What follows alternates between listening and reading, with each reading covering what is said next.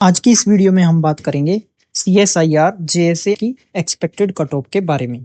तो एग्जाम आपका हो ही चुका है। 13 से 20 मई तक आपका एग्जाम शेड्यूल था।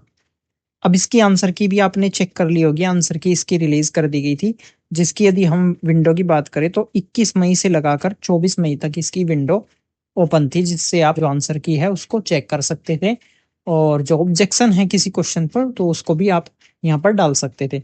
इस वीडियो में हम सभी जरूरी चीजें कि कितने मार्क्स आपके होने चाहिए जिससे आप इसे आसानी से क्वालिफाई कर सकते हैं, और क्वालिफाइंग मार्क्स कितने होंगे इसमें, पेपर वन में कंपटीशन कितना था, अटेंडेंस कितनी थी, ये सभी जो जरूरी चीजें हैं उन सभी को हम डिटेल में यहाँ पर डिस्कस करेंगे। तो वीडियो को एंड तक जरूर देखना।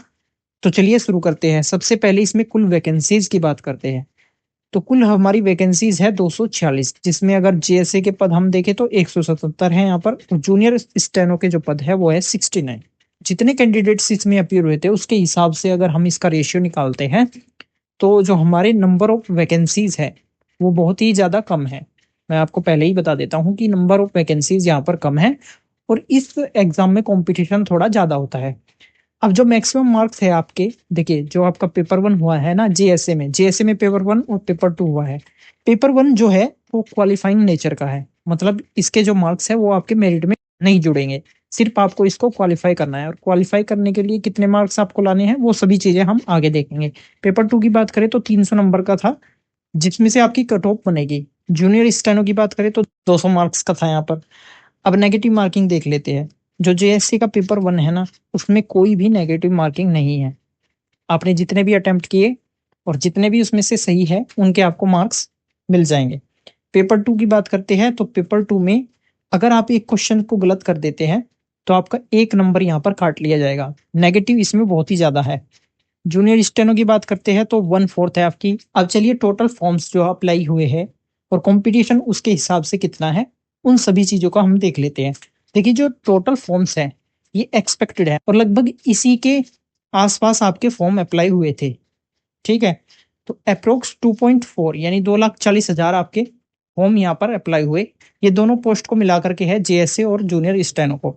अटेंडेंस की बात करते हैं तो 70 से 72% हम मानकर चलेंगे अटेंडेंस। जैसे बच्चे बता रहे हैं कमेंट्स में, मैंने बहुत सारे बच्चों का रिव्यू लिया है और उन्होंने जैसे मार्क्स बताए, जैसे पेपर का लेवल बताया, उसके बेसिस पर हम सभी चीजें ये आपको बता रहे हैं।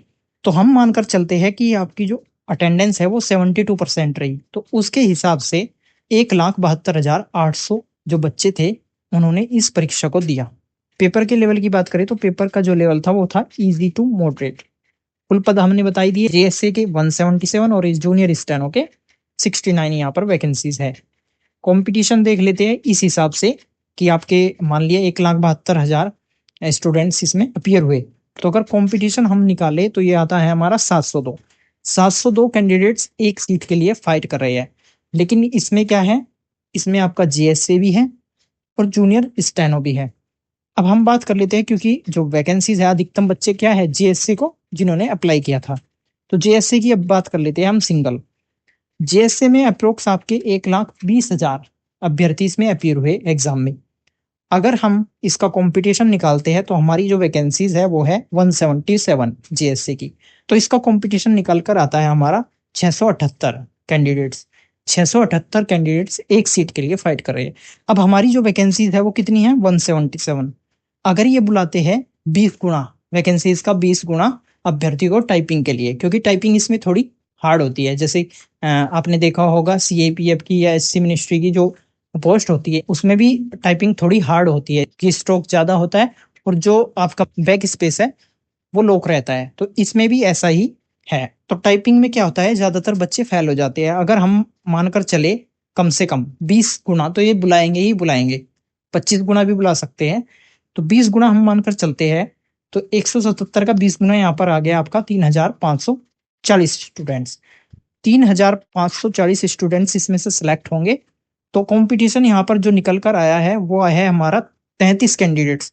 तो 33 कैंडिडेट्स में से एक कैंडिडेट को सिलेक्ट करना पड़ेगा। 33 में यदि आप फॉल कर रहे हैं तो उसमें से सबसे ज्यादा अगर आपके मार्क्स है तो आपको टाइपिंग के लिए बुलाया जाएगा, सीधी सीधी ये बात है इसमें। अब हम बात कर लेते हैं क्वालिफाइंग मार्क्स की, कि कितने आपके क्वालिफाइंग मार्क्स होने चाहिए। जैसे कि जेएसए का है आपका यूआर की यदि हम बात करें, 200 नंबर का हमारा पेपर हुआ जेएसए का, फर्स्ट जो था, तो 40% आपको लाना ही इसमें पड़ेगा। तो 200 का 40% कितना होगा? 80। यदि किसी कैंडिडेट्स के 80 क्वेश्चन आ जाते हैं तो उसके बाद उसकी कॉपी चेक होगी जो सेकंड पेपर है उसके लिए। अगर किसी के 40% नहीं आते, मतलब यूआर से वो बिलोंग कर रहा है और 80 नंबर उसके फर्स्ट में ही नहीं है, तो सेकंड कॉपी उसकी चेक ही नहीं होगी क्योंकि वो इसमें ही फेल हो गया है। तो इस तरीके से ओबीसी की 35% आपके यानी 70 मार्क्स आपको लाना पड़ेगा फर्स्ट पेपर में। ईडब्ल्यूएस को भी 70 लाना पड़ेगा। एससी और एसटी को 66 मार्क्स इसमें लाना पड़ेगा अगर क्वालिफाई होना है। पेपर टू में भी सेम है कि आपका पेपर टू जो है वो पहले तो आपको क्वालिफाई करना पड़ेगा। अगर आप उसमें क्वालिफाई हो जाते हैं तो आपको मेरिट में कंसीडर किया जाएगा। तो इसमें भी आपको पहले इसको क्वालिफाई करना पड़ेगा। 35% जनरल के लिए, ओबीसी के लिए 33%। तो 33 आपका यानी कि 300 में से 99 अगर आप ले आते हैं तो आपको कंसीडर किया जाएगा। इसका मतलब ये नहीं कि आपके 99 या 100 नंबर है तो आपका मेरिट में आ जाएगा, नहीं। फिर क्या देखा जाएगा? जितने उनको कैंडिडेट सेलेक्ट करने हैं उसके हिसाब से कैटेगरी वाइज ये मेरिट लगा देंगे। क्लियर? अब बात कर लेते हैं स्टेनो की। स्टेनो में भी आप देख सकते हैं 35, 33 ये आपको क्वालिफाई करने के लिए मार्क्स लाने होंगे, मिनिमम मार्क्स है। उसके बाद जितने भी आते हैं वो उसके हिसाब से आपकी मेरिट बनेगी। अब हम बात कर लेते हैं इंपॉर्टेंट चीज जो कि हमारी एक्सपेक्टेड कट ऑफ। तो जैसा कि कैंडिडेट्स अपने पेपर को देकर आए हैं उसके बाद उन्होंने अपना रिव्यू दिया है, उसके बेस पर हम आपको ये कट ऑफ बताएंगे। तो यूआर से यदि आप बिलोंग कर रहे हैं तो जीएससी की मैं बात करता हूँ, 205 से 210 के बीच यदि आपके मार्क्स है तो आप अपनी टाइपिंग की यहाँ पर तैयारी शुरू कर दीजिए। ओबीसी की बात करते हैं तो 200 से 205 के बीच होने चाहिए। ईडब्ल्यूएस में 195 प्लस या 195 के आसपास यदि है आप। ईडब्ल्यूएस में यदि आपके 195 प्लस है, 195 के आसपास है, 194 भी चलेगा। एससी एसटी की बात करते हो तो एससी के लिए 188 और एसटी के लिए 180 प्लस आपके होने चाहिए। वहीं जूनियर स्टेनो की आप देख लीजिए। जूनियर स्टेनो में यदि आप जनरल से बिलोंग करते हैं तो 158 से 162 के बीच में होने चाहिए आपके मार्क्स।